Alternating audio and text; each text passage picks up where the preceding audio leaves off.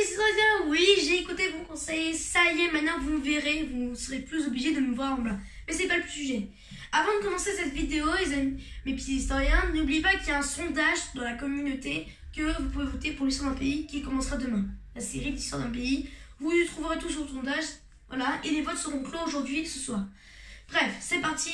Aujourd'hui, on va parler du judaïsme et du christianisme avec la Bible. C'est parti.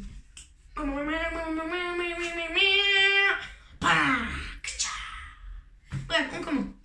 Au commencement, Dieu créa le ciel et la terre. Alors oui, cette phrase peut être si philosophique, mais c'est décrit dans la Bible au tout début d'une période qu'on appelle la Genèse. Dieu créa le ciel et la terre et créa les animaux. Mais il trouvait que c'était pas suffisant. Alors, au sixième jour, il créa un homme, Adam, qui nomma les animaux de la terre que Dieu avait créés. Mais Dieu trouva qu'un homme ne suffit pas, donc il endormit Adam dans un puissant sommeil et prit une des côtes d'Adam, une côte c'est ça, donc ça peut être bien dégoûtant, et créa la femme de la vie d'Adam, Ève. Ils seront ensemble très contents, mais un jour, un animal très malicieux et faux, qu'on représente parfois comme le diable, le serpent. Le serpent essaie de les convaincre de manger le fruit, parce que oui, il y a un arbre principal avec des fruits, et Dieu les a interdit à Adam et Ève de les manger, sinon ils pourraient mourir. Mais leur serpent leur disa que c'est faux, qu'ils allaient surtout devenir égal aux dieux. Finalement, Adam et Ève mangèrent les fruits, ils découvrirent qu'ils étaient tout nus, car oui, avant ils étaient aveugles, ils ne voyaient pas qu'ils étaient tout nus. Dieu les remarqua et ils furent chassés du jardin. Bref, finalement, Adam et Ève se réfugièrent et ils enfantèrent 2 enfants.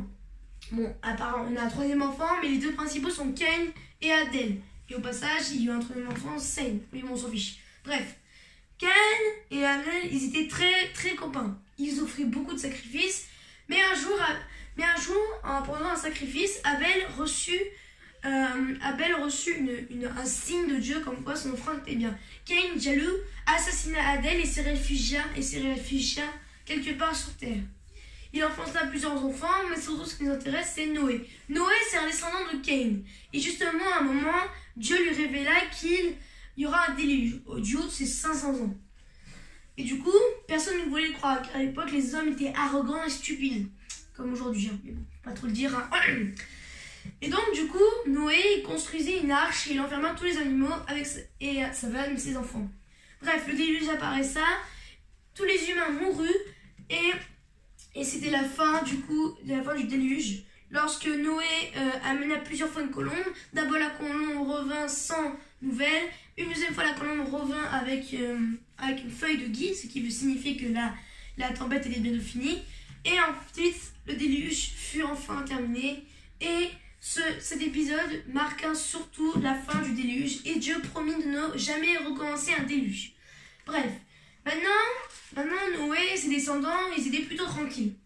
Et à un moment, il y a un descendant de Noé, qui s'appelle Abraham, qui va à un moment avoir une révélation de Dieu et va aller à Canaan. Entre-temps, entre Noé et Abraham, il y a une tour de Babel avec des hommes, mais c'est pas très intéressant. Bref, Abraham va s'installer à Canaan, il va avoir à la promesse de Dieu comme quoi il aura un enfant. Bon, évidemment, sa femme, Sarah, ne la croit pas du tout, mais finalement, ils auront eu un enfant du haut de ses 100 ans. Et Abraham eut 100 ans. Finalement, un enfant, Isaac. Entre-temps, il y eut un autre enfant, Ismaël, avec une servante, Agar, mais ça ne nous intéresse pas trop. Bref, c'est un truc qui cherche ça, Ismaël et Agar, à cause de Sarah. Mais bon, bref. Un jour, Dieu, pour mettre à l'épreuve Abraham, il demande de sacrifier son fils. Évidemment, il va le faire, et vu que Dieu a vu que Abraham le servait vraiment, il envoya un ange pour dire que ne tue pas Isaac, et plutôt il prit un autre animal, un bison. Mais bref, à un moment, du haut de ses 120 ans, Abraham appela une servante pour aller trouver une femme pour son fils Isaac. La servante trouva une femme, Rebecca, une des filles un proche d'Abraham, et ils se marièrent entre eux. À la mort de Abraham, à 150 ans, Isaac et Rebecca eurent 2 fils. Non, attendez, réfléchissez, j'ai un bug de mémoire, excusez-moi. Alors on va chercher tous ensemble là. Ah là, Ésaü et Abel. Ésaü, c'était un grand chasseur, c'était l'aîné. Il aurait les droits de l'aîné à Isaac quand il mourut. Mais Jacob, lui, désolé, excuse-moi, c'est le nom, c'est Jacob. Jacob, lui, était plutôt timide, il cuisinait, sachant qu'il n'aurait aucun droit. Un jour, pendant que Ésaü rentrait de chasse, il ne trouva pas d'animal. Donc, il fit une promesse. Vu que Jacob, c'était un très bon cuisinier, il donna de la nourriture à Ésaü en échange de ses droits d'aîné. Évidemment, il accepta vu qu'il était un peu débile, hein, voilà.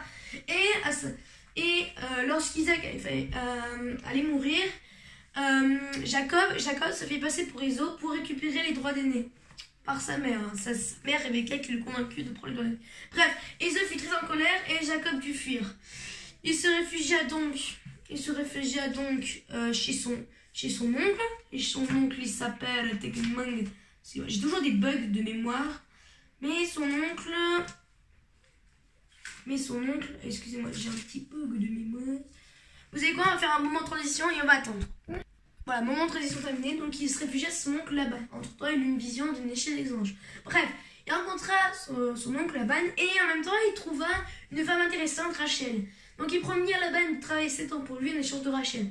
Évidemment, Laban était un peu malicieux hein, et il donna plutôt Léa, sa fille aînée, au lieu de Rachel, sa fille cadette. Évidemment, Jacob s'en rend très compte et pour encore 7 jours de plus, hein, évidemment, Laban était très malicieux.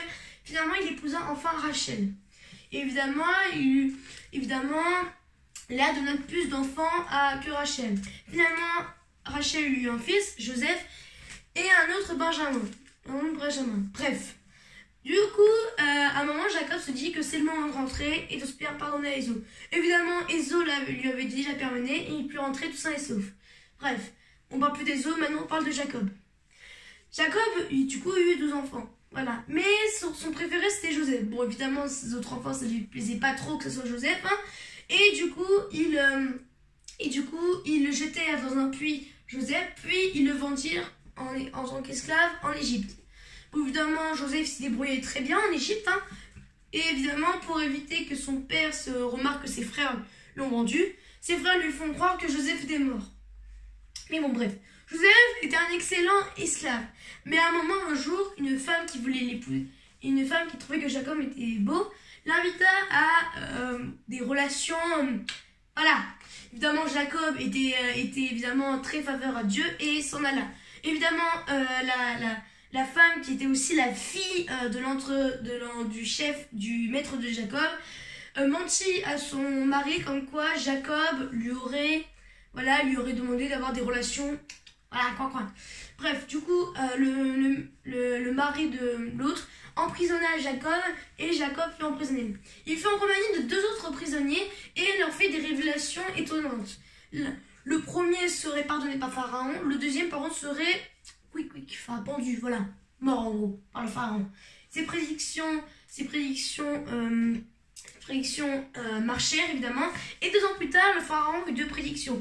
Évidemment, on le rappelle à Joseph, qui était du coup un as des prédictions, et il révéla du coup que pendant 7 ans, il y aurait une bonne moisson, mais 7 ans plus tard, mais après, les 7 ans qui suivirent, seraient une mauvaise moisson. Évidemment, le Pharaon le crut, et tout se passait évidemment. Évidemment, cette famille ne toucha pas que l'Égypte pendant les 7 ans, et toucha aussi Canaan. Et évidemment, Jacob envoyait ses 11 fils, bah oui, puisque Joseph est en Égypte, envoyait ses 11 fils chercher du blé. Évidemment, Joseph, pour éviter, évidemment, il se fait passer, évidemment, Joseph devient le bras droit du Pharaon. Donc, évidemment, pour se venger un peu, il se fait passer pour une autre personne, vu que ses frères ne le reconnaissent pas, et emprisonna un de ses frères. Et évidemment, pour libérer le frère, il devait ramener le Benjamin, qu'il voulait voir pour les mettre à l'épreuve. Et comme ça, il libérait le frère. Évidemment, il leur ramenèrent le Benjamin, il libéra le frère et montra que c'était en réalité Joseph. Bref, ils rentraient à toute sa maison, ils étaient très contents, ils habitaient en Égypte et tout allait pour le mieux. Jusqu'à qu'on rentre dans une nouvelle période qu'on appela l'Exode. Bon, qu'est-ce que c'est l'Exode? Bon, évidemment, c'est plutôt un exil sur un autre endroit. Mais bon, bref. L'Exode, c'est une autre partie de l'histoire après la Genèse. Bref. En gros, tout se passait pour le mieux, mais un jour, un pharaon qui n'avait pas connu Joseph était tyrannique et dictateur. Il craint que les Hébreux font un coup d'état, et du coup, vu qu'ils étaient plus nombreux qu'eux, et du coup, vu qu'il se trouvait que c'était une bonne idée, évidemment non, de mettre les Hébreux en esclavage, il les mettait en esclavage. Mais un jour, un homme, Moïse, mais un jour, Moïse, un enfant des Hébreux, fut, dans sa jeunesse, emmené dans une mangeoire, dans une rivière. La fille de Pharaon le trouva et l'adopta comme son fils adoptif. Bref, Moïse devient très grand. Et un jour, à un moment, il fut qu'un garde maltraitait les Hébreux. Évidemment, il fut mal dans son cœur et tua le garde. Évidemment, le pharaon n'arrive peu de temps avant qu'il découvre que c'est lui. Et Moïse s'enfuit et devient berger. Un jour, un buisson ardent, c'était Dieu, lui demanda d'aller libérer les Hébreux. Évidemment, Moïse n'était pas d'accord, mais finalement, il fut convaincu. Dieu lui donnait un bâton très spécial qui pouvait changer en serpent et pouvait faire des malheurs sur l'Égypte. Évidemment, Moïse demanda au pharaon de libérer son peuple, sinon il lançait des malheurs. Évidemment, le pharaon ne le croit pas du tout. Et on appelle là les 12 malheurs de l'Égypte. Évidemment, 12 malheurs arrivèrent et même un très grand malheur, la mort du fils de Pharaon. Du pharaon. Donc le pharaon les laissa partir, mais finalement il regretta et donc il attaqua le peuple des Hébreux. Finalement, Moïse fit une chose très importante. Il sépara la mer morte en deux pour laisser passer son peuple, les Hébreux, et refermer la mer morte sur les Égyptiens. Bref, maintenant, après cette période de l'Exode, il y a eu plusieurs périodes pas très intéressantes. Les Lévitiques, le Deutéronome, les Nombres et le Deutéronome. Bref, nous, ce qui nous intéresse, c'est plutôt après. Donc, c'est pendant la période Josué. Car oui, Moïse mourut, mais évidemment, le peuple se plaignait toujours. Donc il leur donna de la nourriture, de la boisson. Et à un moment, il envoya Josué et un autre de ses proches à aller voir à Canaan. Évidemment, ils trouvaient que c'était une terre très fertile. Mais le peuple en avait assez de Moïse. Donc évidemment, Dieu se rebella et restera errer pendant 40 ans dans le désert.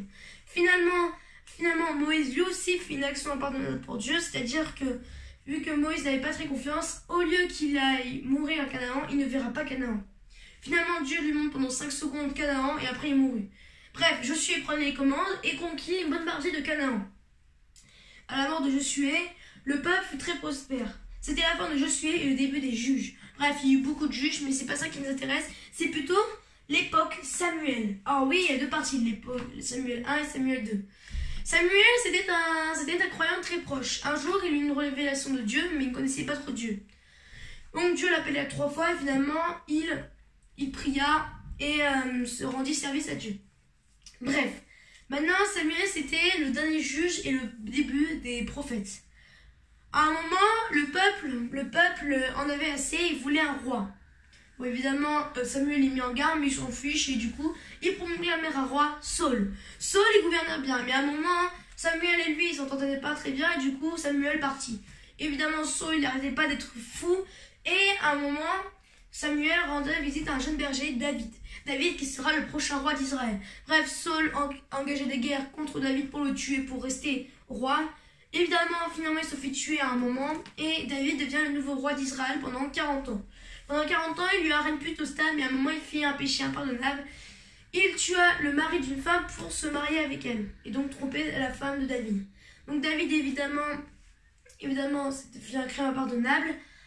Mais bon, bref. Finalement, c'est son fils Salomon qui prit le pouvoir. Salomon, lui, c'était un monarque important. Pendant 40 ans, il redressa Jérusalem, la capitale de l'État d'Israël, fondée en 1054, et fut un État très important. Bref, ce fut la fin de l'époque Samuel et début de l'époque des rois et des chroniques. Bref, Salomon, c'était un bon roi, mais à un moment, ses frères le détournèrent de Dieu et il pria pour d'autres dieux qui n'existaient même pas. Bref, finalement, la mort de Salomon, c'est un de ses fils, moment de transition pour que je puisse chercher. Bref, c'est le fils de Salomon, Roboam, qui monta sur le trône. Mais il fit des choses mal et fut chassé par son peuple. Le peuple fut donc divisé en deux. Israël, d'un côté le nord, et Juda, le sud, qui gardait Jérusalem.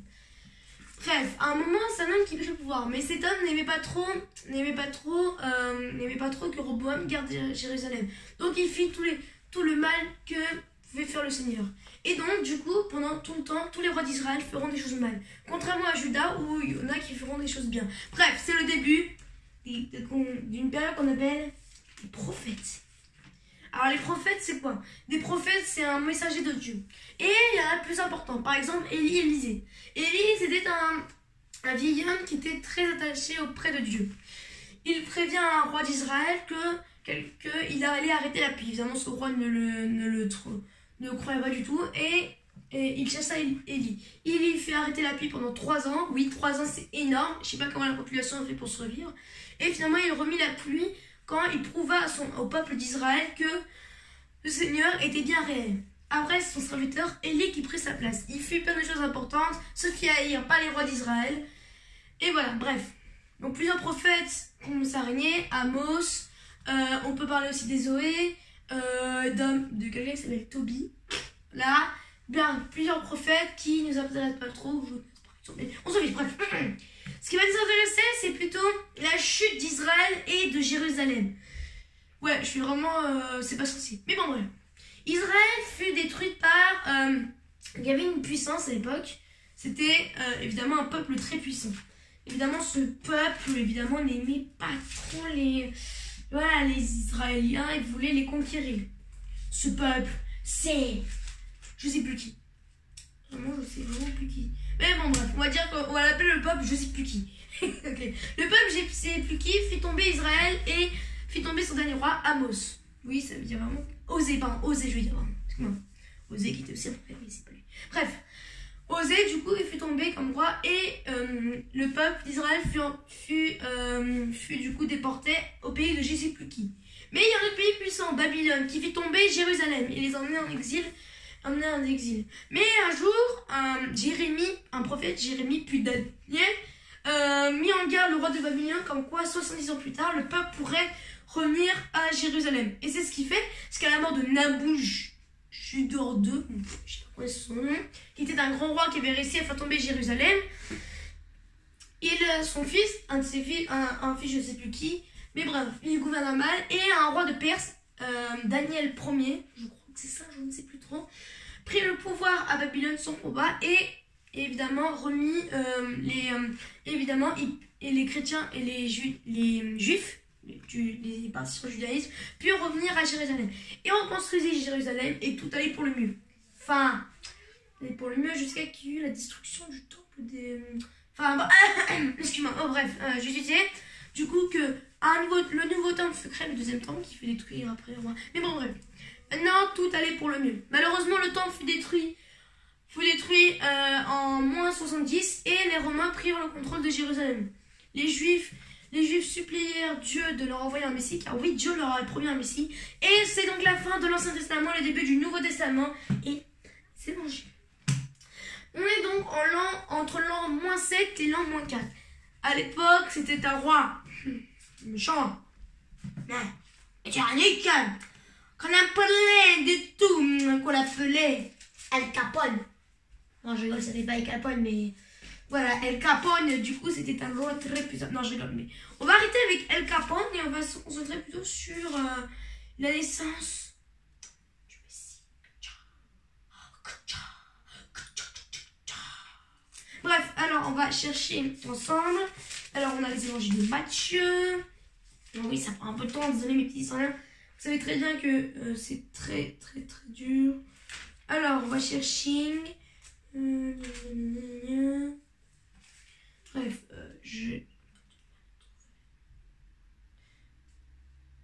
Alors.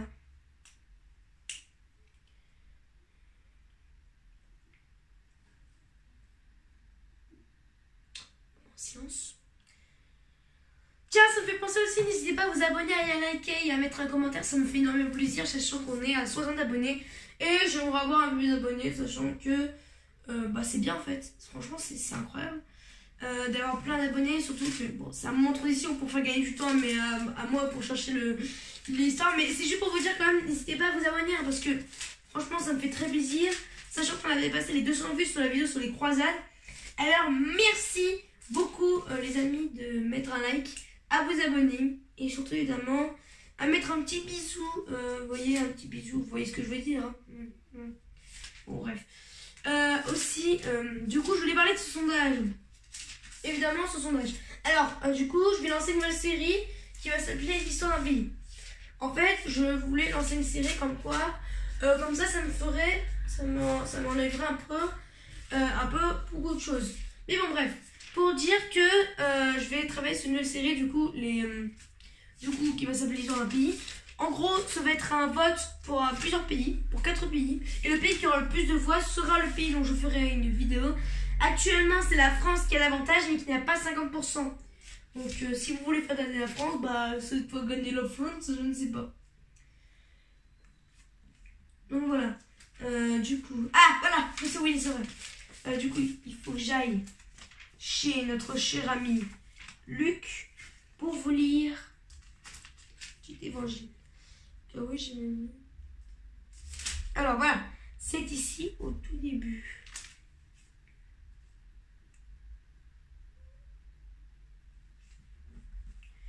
Allez,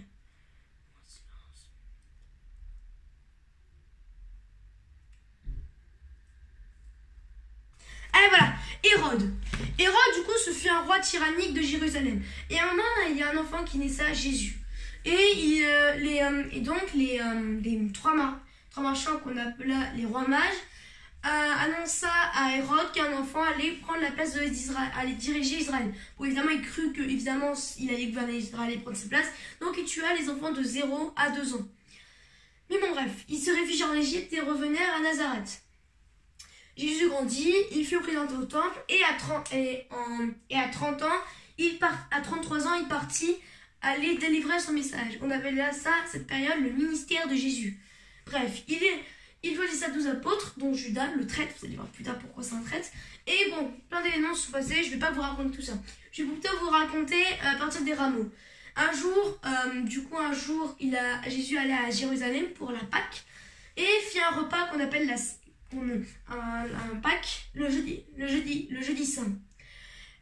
Il annonce à 12 apôtres que Judas serait le traître et les apôtres Judas allaient dire à tout le monde que Jésus se trouve là pour comme ça aller l'arrêter parce que Jésus veut que les écrits s'accomplissent. Bref, en attendant, il alla au mont Golgotha, ou le mont des Oliviers, et il fut arrêté par Judas.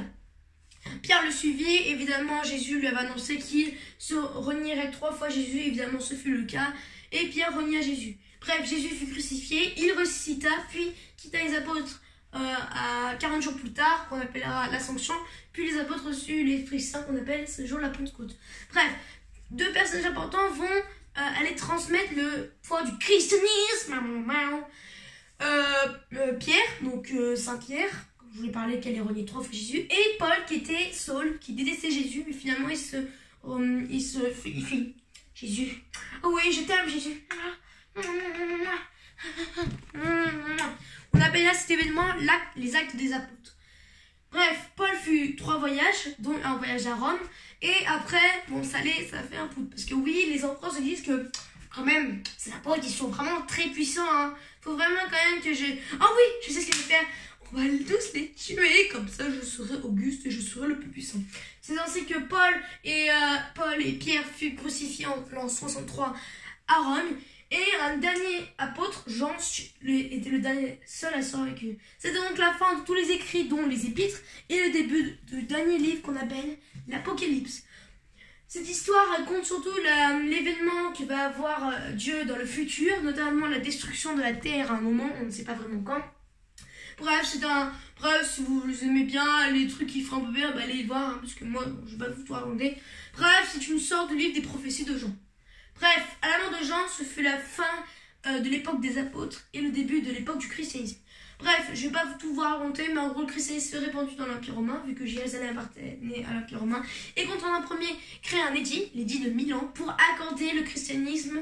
Puis Théodose Ier crée un édit comme quoi, maintenant, le christianisme serait la religion officielle de l'Empire romain. Aujourd'hui, les christianistes, ils sont très très nombreux. Le judaïsme, bon, voilà, bop, hein. N'hésitez pas à liker, partager cette vidéo et bisous mes petits Israéliens. Au revoir.